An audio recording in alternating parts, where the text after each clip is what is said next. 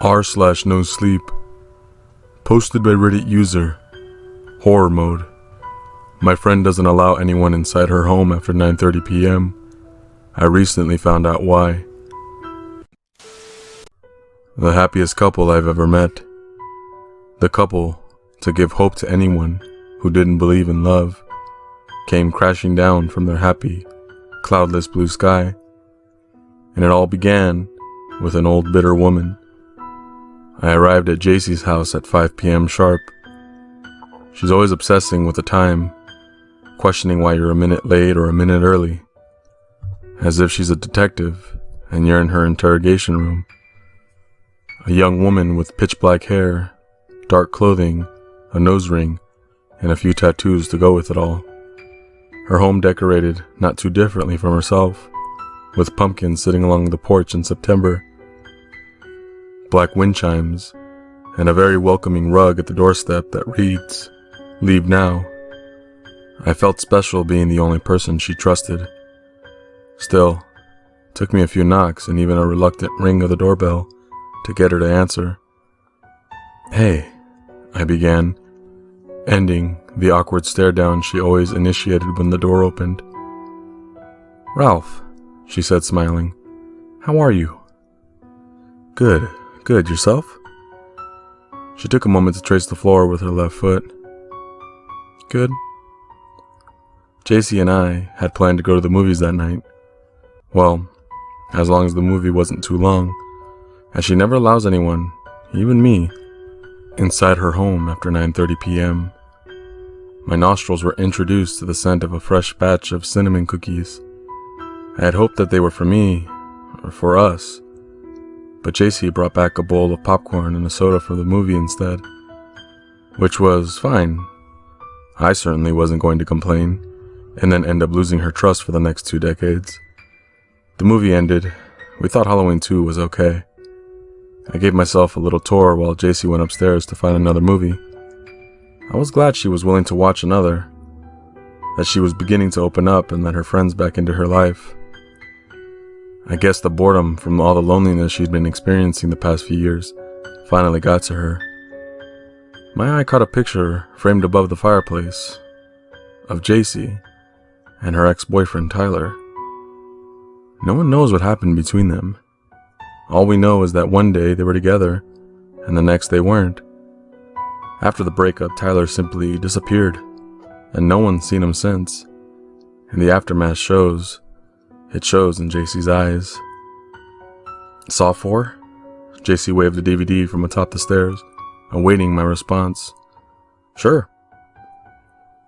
Somehow, over and despite all the gore of Saw 4, she slowly drifted away into a deep sleep.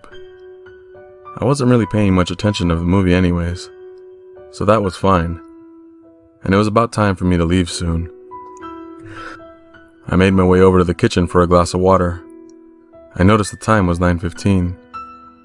I thought I better get going soon, even if JC wasn't going to wake up in the next 15 minutes.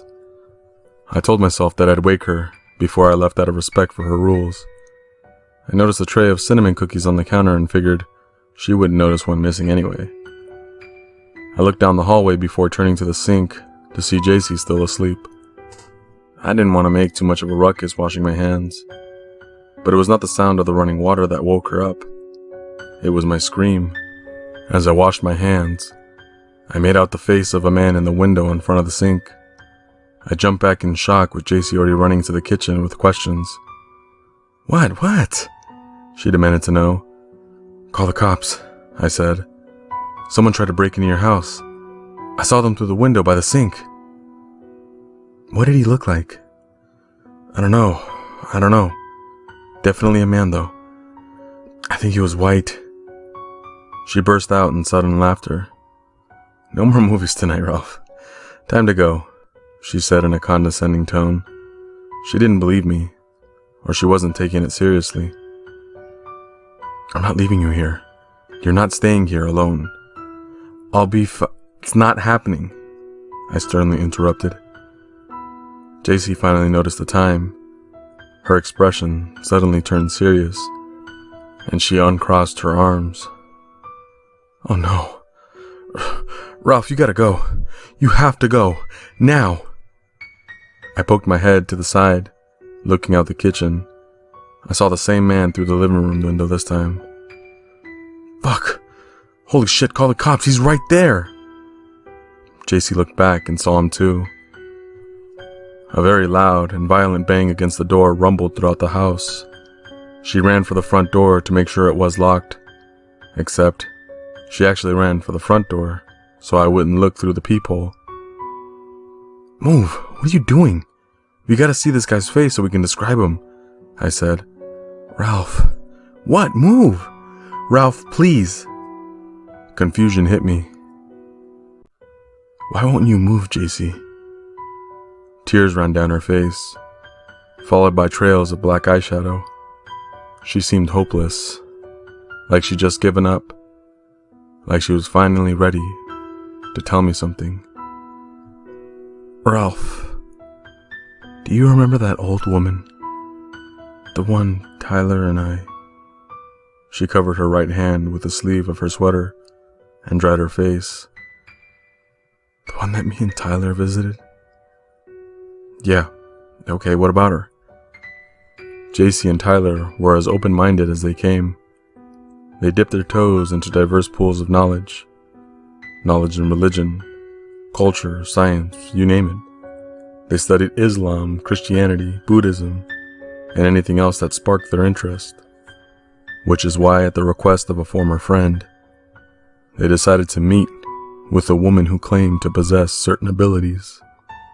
A very old, serious gray-haired woman whose shoulders almost met the back of her neck. This woman lived up a mountain in absolute isolation.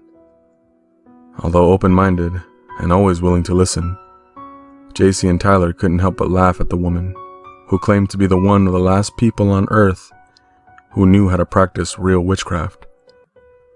The women did not react mercifully at their mocking, and supposedly proved to JC and Tyler that she was in fact very real. It was a running joke that JC would tell us from time to time, even when Tyler left. They broke up immediately after meeting that old woman, but no one seriously thought that was the reasoning. JC. She looked up at me, still leaning against the door. What about the woman? What the hell does that have to do with anything that's happening right now? The tears started again. Then another very loud bang against the door. It was so strong that it rattled the locks and even shook some of the picture frames on the wall out of place. Holy shit. Okay, JC, move. Fucking move, now. I gently moved her away from the door so that I could see through the hole. Ralph, please.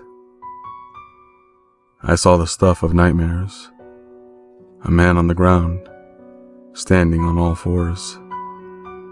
That is, standing on his legs and hands.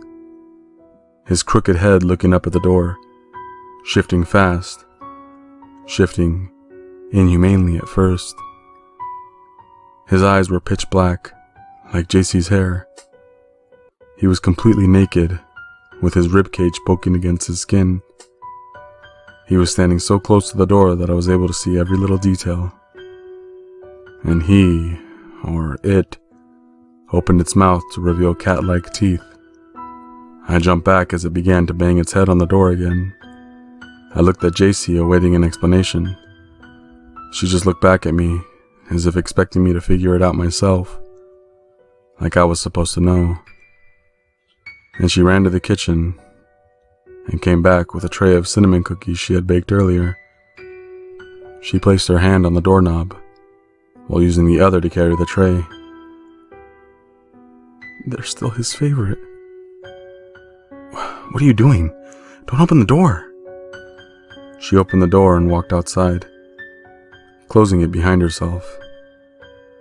I looked through the peephole, then ran to the living room to get a better look through the window. She was feeding it the cookies and petting it on the head. It rubbed against her legs. She kissed on its forehead while it consumed everything she placed in front of it. Then, in a sight that made me jump back from the window, it suddenly ran off to the woods, moving incredibly fast. I just stared at JC as she walked back inside. She froze by the staircase, still waiting for me to say something. By then, I figured it out, and I let her know that I had. Tyler always did like those cookies.